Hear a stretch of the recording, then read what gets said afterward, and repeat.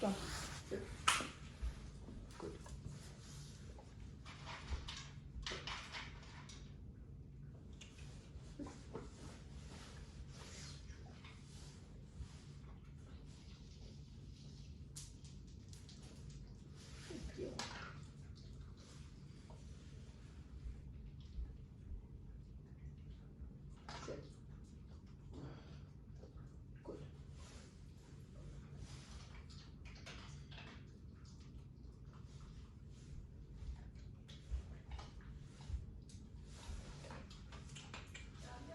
Yep.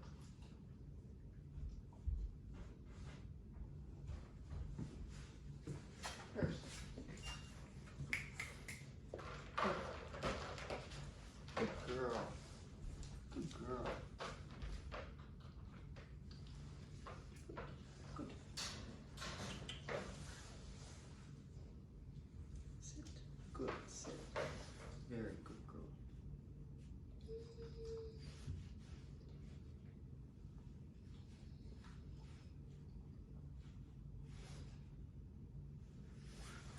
Good. Come. Good girl. Come on. Girl. Yeah. Nice. Nice. Good. Good.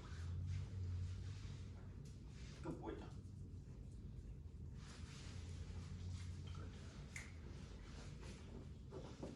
So something here with Paris, it's a little bit different, as I would say, than a lot of the other dogs I work with, is she actually has an electric fence at home, and she's on an electric collar on that fence at home, and she does have a history of blowing through that fence. So something we've definitely noticed with her is she is all over the place in terms of her stimulation levels, not reacting, not really noticing anything until quite a bit of a higher level than a lot of dogs.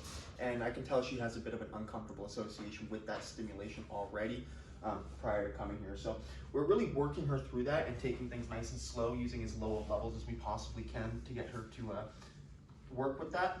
But as you can see, she's a little bit hesitant with this. We're really working on getting warmed up with it. Come. Good girl. Good girl. Nice. Using our tone there to get that recall in. Good girl. Good girl. Sit. Sit. Good girl. Yeah, we're in much better numbers now here for sure. Much lower numbers that she's registered. Good girl. But you can tell she has a bit of an uncomfortable association with that stimulation right off the bat. But nothing we can't work through here. Some of the biggest things that we're focusing right off the bat with Paris here is just getting her into a bit more of a follower state of mind. She lives quite independently at home, doesn't really have much rules or structures within the home. Even just doing things like putting her into the crate and putting her on a feeding schedule is all relatively new since we talked to her owners about setting her up for success before she gets here. And like I said, she's about 4 years old and she is a rescue dog, so she's had some history before this family as well. And definitely some questionable history there, right? She has had some of these issues since they got her, and they haven't really been able to curb them. And so we're dealing with a lot of years of these associations with, people entering the home and stuff being quite a severe trigger for her. As well as, like I said, just a lack of leadership and structure in the home. When it comes to any dog, but especially like a rescue dog that's maybe bounced around from a home to another home or a couple homes, that can be one of the biggest detriments for them, right? Is a lack of structure and leadership. That's when they start to take on their own positions within that pack, that your household, your family, right? They'll start to take on their own positions of leadership, and they'll deal with situations in a way that isn't exactly approved by us humans, right? Like greeting the door by rushing at it and trying to bite whatever is on the other side of that door or whatever comes through that door, trying to bite small children running through the home. All of those things are just a dog that is living freely within the house right now, and it's making its own decisions based on what it thinks is best for its pack, right? And again, maybe it's with this, it's typically like when it comes to somebody walking into the house or coming in the house, it is a matter of the dog claiming a resource before anybody else is able to do that, and the dog not understanding that it doesn't get first access to those resources. So when somebody opens that door, when a car door slams outside, that's usually where it first triggers. The dog is already entering that state of mind saying, hey, I'm going to react to this, and that's our moment that we need to be able to correct it. Say, no, Paris, you stay, you lay down, you relax, I will handle the situation.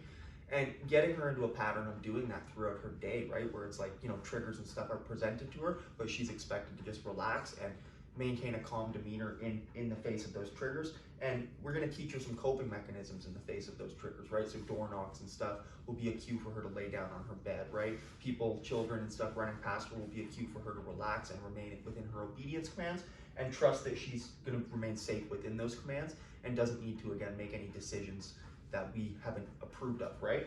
And again, that all comes down to that structure and that leadership role that we're going to be providing for Paris during the 6 weeks of her program here, and then the way that we're going to pass that on to her owners when she goes home as well, by providing them with a bit of a routine, a structured routine, a layout of Paris's day-to-day activities and routines, and how they're going to really start to change the perception of the hierarchy in their house, right? Make sure that they teach Paris that she is down here and they are up here in that hierarchy, right? And that she needs to understand that when it comes to reacting to things like people coming in the house, or even being asked just to lay down while the owner goes to a different room. That is all stuff that she really struggles with. She does have quite a bit of an attached personality as well with the owner, quite a bit of separation anxiety there.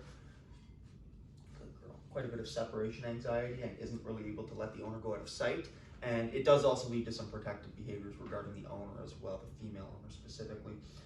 But again, it really all just stems from quite a lack of leadership within this home, right? A lack of structure, a lack of accountability, a lack of rules, and a lack of leadership, which is so often the recipe with most of the dogs that do come in here, right? Is the owners don't have any rules in place, they don't have any way to enforce the rules that they do try to put in place, and it can become quite a chaotic mess in that situation, a confusing, chaotic mess, right? So we're gonna really work hard to remove that confusion of the hierarchy here within this pack, the way that she perceives humans and the way that she interacts with them, as well as the way that she interacts with those triggers and those stimulus that do get her worked up and into that aggressive state of mind that caused her to come here, right?